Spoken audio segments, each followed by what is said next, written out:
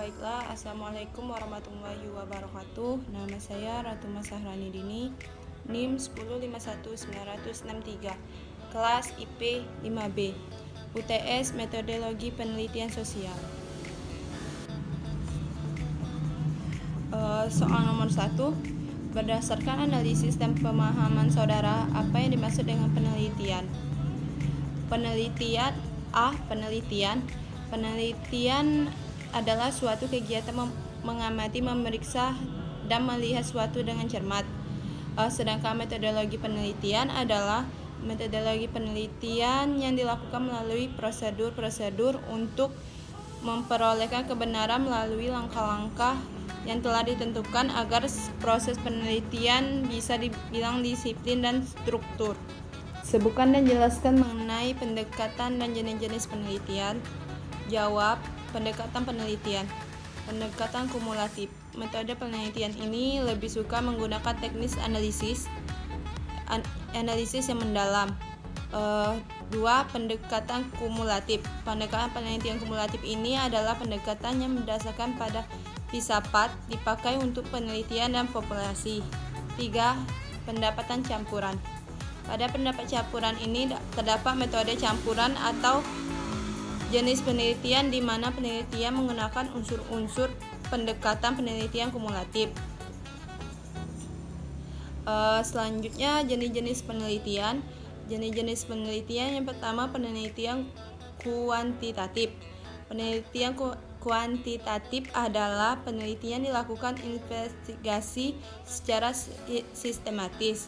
Yang kedua, penelitian kumulatif. Penelitian ini adalah penelitian yang mempunyai sifat deskriptif.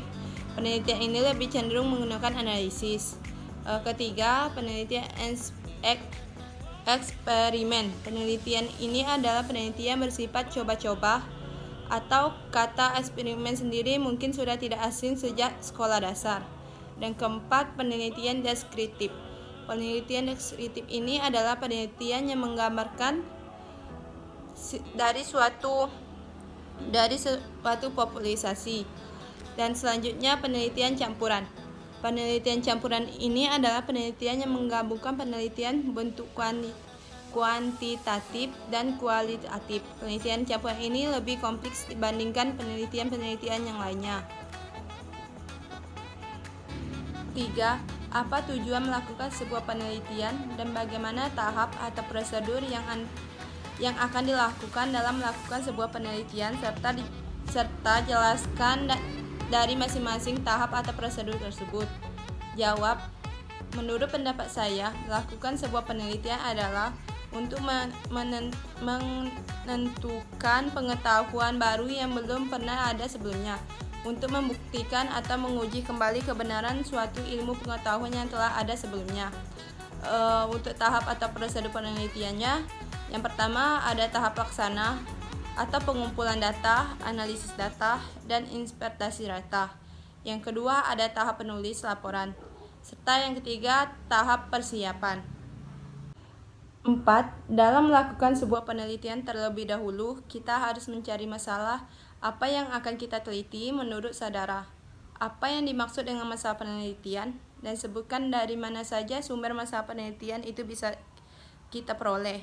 Jawab.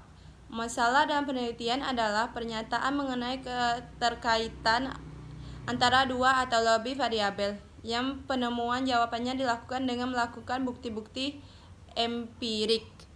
Masalah penelitian dapat timbul dari berbagai macam, antara lain pengalaman pribadi, dedukasi, dan teori, membaca buku, keadaan sosial politik, dan situasi praktis. Pengalaman pribadi yaitu dapat menjadi sumber masalah penelitian sangat baik, khususnya pada bagian penelitian pemula. Kedua, dedukasi dari teori pendidikan dan teori tingkah laku juga merupakan sumber permasalahan yang baik. Ketiga, membaca buku. Sumber permasalahan lainnya adalah membaca literatur yang menarik perhatian. Penelitian menarik dapat dilihat dari segi keterkaitan dengan bidang keahlian atau dengan isu-isu tersebut telah menjadi polemik di tengah-tengah masyarakat saat ini. 5. Jelaskan dan uraikan apa yang dimaksud dengan A. Latar belakang. Latar belakang masalah merupakan informasi yang tersusun sistem berkenan dengan fenomena dan masalah problematik dan menarik untuk diteliti. Yang kedua, rumus masalah. Rumus masalah umumnya berisi pertanyaan mengapa, bagaimana terkait penelitian atau topik yang dibahas. C. Tujuan penelitian. Tujuan penelitian adalah untuk menjawab rumus masalah. D. Kerangka teoritis adalah konsep-konsep yang sebenarnya merupakan abstrak dari hasil-hasil pemikiran atau kerangka dan acuan yang pada dasarnya bertujuan untuk mendapatkan kesimpulan. Yang E. Tujuan pustaka. Tujuan pustaka merupakan kegiatan peninjauan kembali atau review suatu pustaka yang berkaitan atau dengan topik penelitian yang dipilih untuk struktur skripsi. Selanjutnya, kerangka pikiran. Kerangka pikiran merupakan model akan teori yang saling berhubungan suatu sama lain terhadap berbagai faktor-faktor. Dan yang terakhir ada hipotesis. Hipotesis penelitian adalah yaitu hipotesis yang dirumuskan untuk menjawab permasalahan dengan menggunakan teori-teori yang ada hubungan dengan masalah penelitian ini. Baiklah, hanya itulah yang dapat saya sampaikan. Saya akhiri. Wassalamualaikum warahmatullahi wabarakatuh.